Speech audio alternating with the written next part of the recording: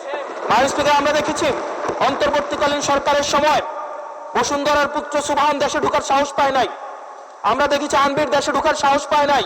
কিন্তু এই সরকার নির্বাচিত হয়ে আসার পরে আমরা দেখেছি সদর্বে এই সুবহানের পুত্র এই ধর্ষক দেশে ঢুকেছে। মাননীয় স্পিকার, করো ঋণ করে ঘি খেয়ে জমিদারি করো, তাও ঋণ করো। আমার কাছে মনে হচ্ছে মাননীয় স্পিকার, এই প্রভাবটিকে সরকারি দলের কিছু সদস্য খুব সিরিয়াসলি নিয়েছেন। নিয়ে ওনারা ঋণ করো ঘি খাও তাও সুখে থাকো, এটাকে ওনারা এভাবে নিয়েছেন, ঋণ করো ঋণ খেলাপি হও তাও নির্বাচন অংশগ্রহণ করো। মাননীয় স্পিকার, আমরা দেখলাম এই সংসদে আমরা মাননীয় অর্থমন্ত্রীর কাছ থেকে আমরা কোনো স্পষ্ট কোনো কর্মসূচি আমরা পাই নাই।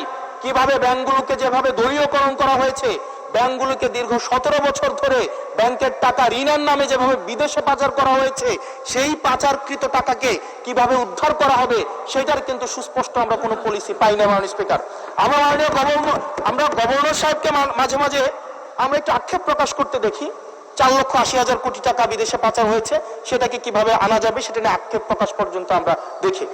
মাননীয় স্পিকার, এই যে ঋণ খেলাপি যারা আছে, নির্বাচনের আগে একটা কমন একটা স্ট্রাকচার, 5 বছর কোনো খোঁজ খবর থাকে না, তফসিলের আগে সেখানে একটু কোর্টে যাবে, কোর্টে গিয়ে ওই ঋণ খেলাপির উপরে এই অর্ডারটার উপরে একটা স্টে দিবে এবং 2% দিয়ে আবার রিশিডিউল করাবে, রিশিডিউল করিয়ে আবার নির্বাচনে অংশগ্রহণ করবে, বিভিন্ন জায়গা থেকে টাকা পয়সা উঠায়া, এবং আগামী 5 বছর আবার এই ঋণ নিয়ে কোনো ধরনের কোনো খোঁজখবর থাকে না।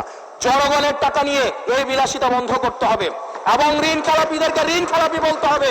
আমরা লজ্জা পাই একই সংসদ একসাথে শেয়ার করার জন্য, কারণ তারা জনগণের টাকা মেরে, যারা জনগণের টাকা ব্যাংক থেকে তুলে নিয়ে ঋণ খেলাপি হয়ে আবার জনগণের প্রতিনিধিত্ব করতে আসে, এই ঋণ খেলাপিদেরকে শাস্তির আওতায় আনতে হবে।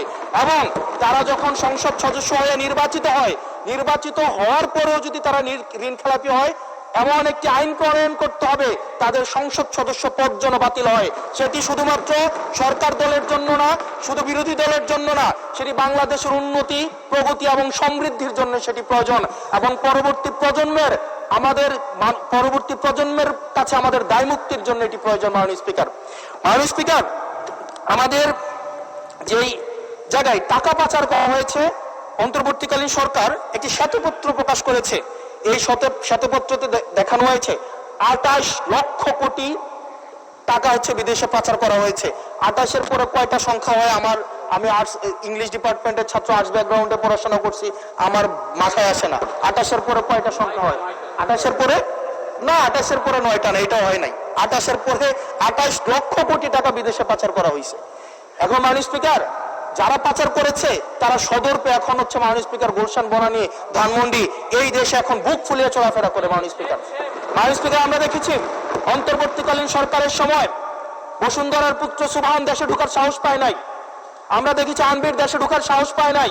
কিন্তু এই সরকার নির্বাচিত হয়ে আসার পরে আমরা দেখেছি সদর্বে এই সুবহানের পুত্র এই ধর্ষক দেশে ঢুকেছে। মাননীয় স্পিকার, অন্তর্বর্তীকালীন সরকারের সময় দুর্নীতি দমন কমিশন বসুন্ধরার বিরুদ্ধে মামলা করেছে। আমরা দেখেছি এই মামলার কি অগ্রগতি হয়েছে সেটা আমরা জানতে চাই। আন্ডার টেবিল কোন ধরনের সমঝোতা হয়েছে কিনা। যদি সমঝোতা না হয়ে থাকে তাহলে তাদের বিরুদ্ধে আইনগত ব্যবস্থা নিতে বাধাটা কোথায় সেটা বাংলাদেশের মানুষের সামনে প্রকাশ করতে হবে।